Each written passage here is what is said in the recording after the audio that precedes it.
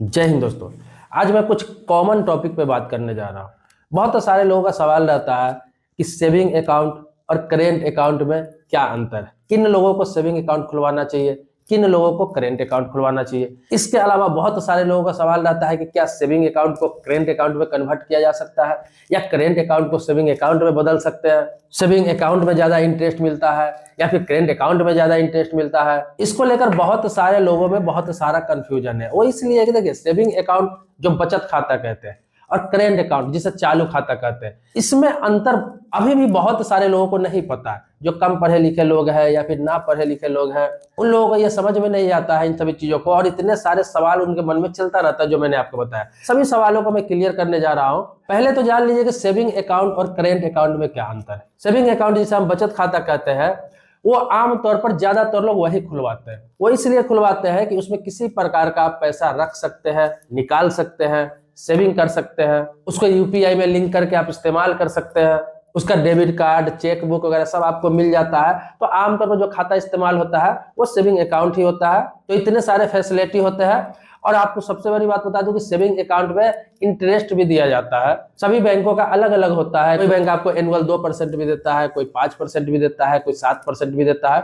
तो सभी बैंकों का अलग अलग है। वो बैंकों पे निर्भर करता है कि कौन बैंक कितने परसेंट देता है। ज्यादातर प्राइवेट सेक्टर का कुछ बैंक, जैसे मैं आपको बता दूं IDFC फर्स्ट बैंक है, वो लगभग 7% तक एनुअल इंटरेस्ट सेविंग अकाउंट पर देता है। बहुत सारे स्मॉल बैंक है वो 6%, 5% देता है। कोटक महिंद्रा बैंक जैसे 4 से 6% तक एनुअल इंटरेस्ट देता है। बाकी और भी सरकारी बैंक है जहां पर 3%, 4%, 2% मिलते ही हैं लोगों को। तो सेविंग अकाउंट पर इंटरेस्ट भी मिलता है, लेकिन ये निर्भर करता है कौन सा बैंक में आपका खाता है। तो सभी बैंकों का अलग अलग है, एक समान नहीं होता है, इसलिए बताना संभव नहीं होता है। तो अगर आपका कोई किसी बिजनेस का पैसा का लेन देन नहीं हो रहा है, कोई बहुत ज्यादा डेली का ट्रांजेक्शन नहीं हो रहा है, तो आपके लिए सेविंग अकाउंट बहुत परफेक्ट है। अगर आप कहीं जॉब कर रहे हैं, कोई काम कर रहे हैं, सेल्फ एम्प्लॉयड है, तो आपके लिए सेविंग अकाउंट ही परफेक्ट है। अब आता है करेंट अकाउंट किन लोगों को लेना चाहिए। करेंट अकाउंट क्या है? तो करेंट अकाउंट जो चालू खाता है, इसके नाम से ही आप देख रहे होंगे करेंट अकाउंट चालू खाता, जो चालू रहे। मतलब कि अगर डेली का ट्रांजेक्शन या फिर हफ्ते में 10-15 ट्रांजेक्शन आप करते हैं, ज्यादा पैसा डालते हैं, ज्यादा निकालते हैं, डेली निकालना है, रखना है, अनलिमिटेड पैसा मंगाना है, अनलिमिटेड पैसा निकालना है,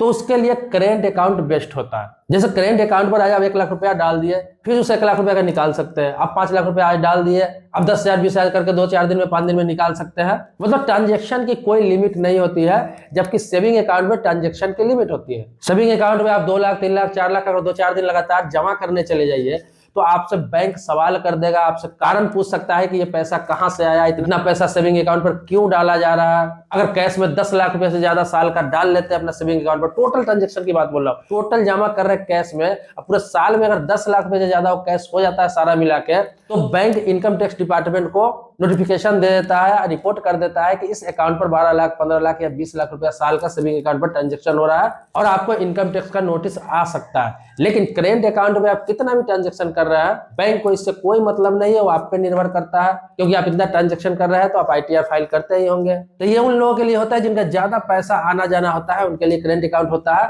खास तौर पर बिजनेसमैन, कोई बड़ा शॉप है, बड़ा दुकान है, किसी की कंपनी चल रही है, किसी की फैक्ट्री चल रही है, कोई ठेकेदारी का काम कर रहा है या फिर किसी प्रकार का सर्विस प्रोवाइड करा रहा है, ऑनलाइन काम है, जिसका ज्यादा पैसा आता जाता है, उन लोगों के लिए करेंट अकाउंट होता है। अब आपको बता दूं कि करेंट अकाउंट पर किसी प्रकार का कोई इंटरेस्ट नहीं मिलता है। और जान लीजिए कि सेविंग अकाउंट पर जिस तरह इंटरेस्ट मिलता है, करेंट अकाउंट पर आपको किसी प्रकार का कोई इंटरेस्ट नहीं मिलता है, लेकिन सुविधाएं बहुत ज्यादा मिलती है। करेंट अकाउंट पर क्या है कि ज्यादा ट्रांजेक्शन होता है तो आपका लोन वगैरह भी कभी जरूरत पड़ता है, जल्दी बैंक अप्रूव्ड कर देता है। करेंट अकाउंट वालों पे ज्यादा बैंक भरोसा करता है। इसमें भी आपको चेकबुक मिल जाता है, डेबिट कार्ड मिल जाता है। तो अगर ज्यादा ट्रांजेक्शन है तो करेंट अकाउंट खुला ले, या कोई बिजनेस है तो करेंट अकाउंट आपको खुलवाना चाहिए। अब करेंट अकाउंट में भी आपको बता दूं कि बहुत सारे लोग ये कहेंगे मुझे करेंट अकाउंट खुलवाना तो है, लेकिन मेरा बिजनेस कोई नहीं है, कोई फर्म नहीं है, कोई कंपनी नहीं है, तो बैंक वाले GST मांगते हैं। बिना GST का करेंट अकाउंट नहीं खोलते हैं, GST मांगते हैं, MSME मांगते हैं। तो आपको बता दूं करेंट अकाउंट में भी 2 तरीके का करेंट अकाउंट होता है। एक तो होता है बिजनेस के लिए करेंट अकाउंट, जिन्होंने GST करा रखा है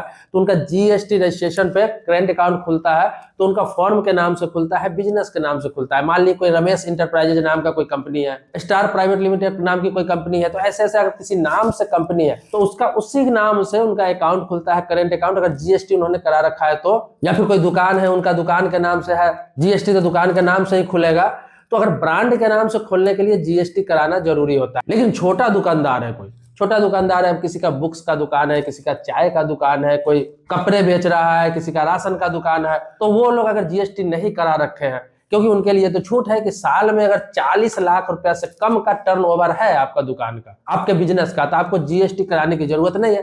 फिर आपका कैसे करेंट अकाउंट खुलेगा? तो आपको बता दूं, उन लोगों के लिए इंडिविजुअल करेंट अकाउंट होता है। इंडिविजुअल, तो ये आपको फॉर्म या दुकान के नाम से नहीं खुलेगा, कंपनी के नाम से नहीं खुलेगा, ये पर्टिकुलर आपके नाम से खुलेगा। जैसे सेविंग अकाउंट में होता है, आपके नाम से होता है वो आप ही के नाम से रहेगा, लेकिन वो करेंट अकाउंट रहेगा, वो होता है इंडिविजुअल करेंट अकाउंट। तो इसमें आपको जीएसटी की या फिर किसी भी रजिस्ट्रेशन की जरूरत नहीं पड़ती है। जैसे सेविंग अकाउंट में सिर्फ आधार कार्ड और पैन कार्ड आपका लगता है, उसी प्रकार से इंडिविजुअल करेंट अकाउंट में आधार कार्ड और पैन कार्ड दे सकते हैं, और किसी भी बैंक में जाकर बोल सकते हैं कि मुझे इंडिविजुअल करेंट अकाउंट चाहिए, तो वो आपको खोल देगा। लेकिन फैसिलिटी आपको सेम ही मिलेगा, चाहे जीएसटी वाला आपका करेंट अकाउंट है, चाहे बिना जीएसटी वाला इंडिविजुअल करेंट अकाउंट है, दोनों में फैसिलिटी सेम ही मिलेगा। दोनों में अनलिमिटेड पैसा जमा कर सकते हैं, निकाल सकते हैं।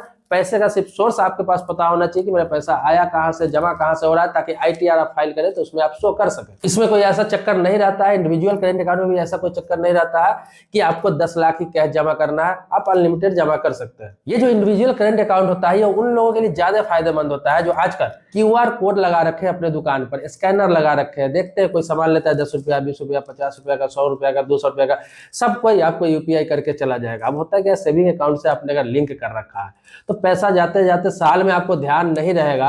अगर मान लीजिए 30 लाख, 40 लाख, 50 लाख, 1 करोड़ ऐसा ट्रांजेक्शन हो गया साल में, आपको पता भी नहीं चला, तो फिर सेविंग अकाउंट पर निश्चित तौर पर आपके पास इनकम टैक्स डिपार्टमेंट का नोटिस आना ही आना है। चाहे वो 2 साल बाद आए, 4 साल बाद आए, लेकिन आना ही आना है। जब नजर में आ गया, बैंक रिपोर्ट कर दिया, तो आना ही आना है, क्योंकि आपको अंदाज नहीं रहता है। डेली आप कस्टमर से पैसा उस पर ले रहे हैं सेविंग अकाउंट। तो कभी भी क्यूआर कोड जो आपने दुकान पर लगा रखा है, जो छोटे दुकानदार है, आपने जीएसटी नहीं करा रखा है, किसी प्रकार का टैक्स नहीं देते हैं, तो आप क्या करें, सेविंग अकाउंट से खुलवा रखे हैं तो उस समय करवा ले, कोई दिक्कत नहीं, क्यूआर कोड वगैरह। लेकिन आप कोशिश करें कि 10 दिन में, 15 दिन में, 1 महीना के अंदर इंडिविजुअल करेंट अकाउंट खुलवा के वो अटैच कर दे आप अपने क्यूआर कोड में, अपने दुकान का जो लगा हुआ है स्कैनर, उसमें अटैच करवा ले, ताकि किसी प्रकार का अनलिमिटेड भी आपका पैसा आता है जाता है तो आपको किसी प्रकार का कोई दिक्कत ना हो बैंक की तरफ से। तो ये बिजनेस वालों के लिए करेंट अकाउंट होता है, चाहे छोटे बिजनेस वाले हो, चाहे बड़े बिजनेस वाले हो, चाहे वो जीएसटी रजिस्ट्रेशन हो, चाहे जीएसटी रजिस्ट्रेशन नहीं हो, तो जो भी दुकान कर रहे हैं, बिजनेस कर रहे हैं, शॉप कर रहे हैं, बड़ा हो छोटा हो, उनके लिए करेंट अकाउंट बहुत ही अनिवार्य है। उनको करेंट अकाउंट ही इस्तेमाल करना चाहिए। और बाकी जो नौकरी करते हैं, किसी के यहाँ काम करते हैं, किसान है, किसी कंपनी में जॉब करते हैं, किसी फैक्ट्री में जॉब करते हैं, तो उन लोगों के लिए सेविंग अकाउंट ही होता है। जो लिमिटेड कंपनी में काम करते हैं, प्राइवेट लिमिटेड कंपनी में काम करते हैं, तो उन लोगों का सैलरी अकाउंट सेविंग अकाउंट के रूप में खुल जाता है। तो आप समझ गए होंगे कि करेंट अकाउंट और सेविंग अकाउंट में क्या अंतर है, किन लोगों के लिए। अब मैं बता देता हूं कि सेविंग अकाउंट किसी का है तो करेंट अकाउंट में कन्वर्ट करा सकते हैं या नहीं करा सकते हैं, या करेंट अकाउंट को सेविंग अकाउंट में कन्वर्ट करा सकते हैं या नहीं करा सकते हैं। तो सीधा जवाब है कि नहीं करा सकते। आरबीआई के कोई ऐसा रूल ही नहीं है। सेविंग अकाउंट को कभी भी आप करेंट अकाउंट में नहीं बदल सकते हैं, करेंट अकाउंट को सेविंग अकाउंट में नहीं बदल सकते हैं। हाँ, ये है कि सेविंग अकाउंट किसी बैंक में है और आप चाहते हैं कि करेंट अकाउंट भी हो मेरा, तो आपको सिर्फ पैन और आधार लगेगा। इंडिविजुअल करेंट अकाउंट उसी में आपका अलग से खुल जाएगा। दोनों अकाउंट अलग अलग रहेगा, सेविंग अकाउंट अलग रहेगा, करेंट अकाउंट अलग रहेगा। एक ही ब्रांच में, एक ही बैंक में भी दोनों अकाउंट खोल सकते हैं, या फिर अलग अलग बैंक में अलग अलग ब्रांचों में खोल सकते हैं। इसके लिए कोई भी किसी प्रकार का टर्म कंडीशन नहीं है। और अगर आपकी कंपनी है, कोई दुकान है, आप जीएसटी वाला करेंट अकाउंट खुलवाना चाहते हैं, तो भी जिस बैंक में आपका सेविंग अकाउंट है उसी बैंक में अलग से फिर करेंट अकाउंट आप खुलवा सकते हैं।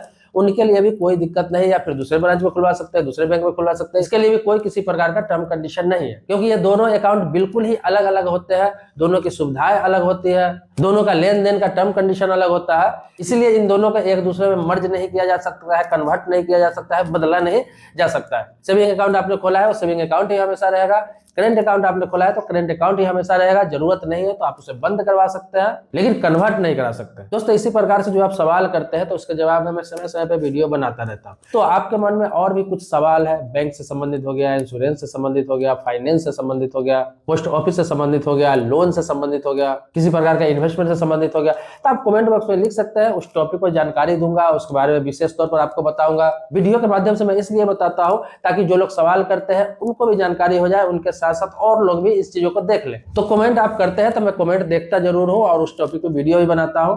अगर सब्सक्राइबर नहीं है तो चैनल को सब्सक्राइब कर लीजिए। अगर पुराने सब्सक्राइबर है, वीडियो आप देखते रहते हैं, तो इसके लिए आभारी हूं आपका। नेक्स्ट वीडियो में मिलते हैं आप ही के टॉपिक पर। तब तक के लिए शुक्रिया, धन्यवाद। जय हिंद दोस्तों।